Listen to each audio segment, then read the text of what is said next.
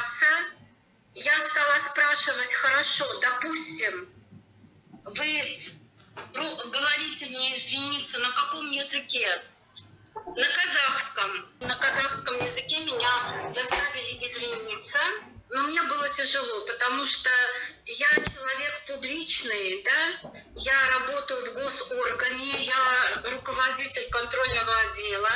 И потом позвонил этот куат. Я понятия не имела, кто это.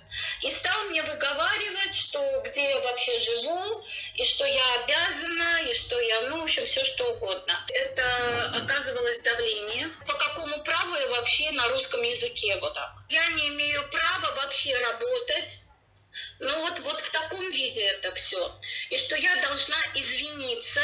Я говорю, я не владею в полном объеме языком. Я могу на русском языке, если вы так хотите. Я буду с ней говорить на русском языке, переведут то, что я сказала. Нет. И они меня заставили, этот ролик тоже есть, они меня заставили говорить на казахском языке, мы там записали, вот, и я это сделала. Естественно, меня вынудили это сделать, потому что сказали, что вот нужно вот это извинение.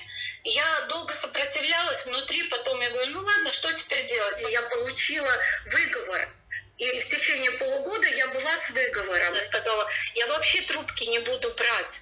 Хотя я по работе, я с людьми общаюсь. Мои пациенты и разъяснительная работа.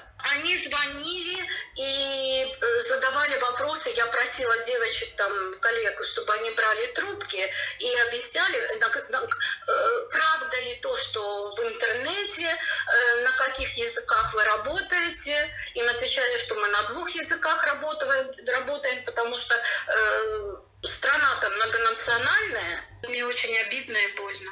Я увидела ролики, которые в этом году, да, не выставили вот это. Это, конечно, ужасно и страшно. И, естественно, ты не знаешь, что делать, честно говорю.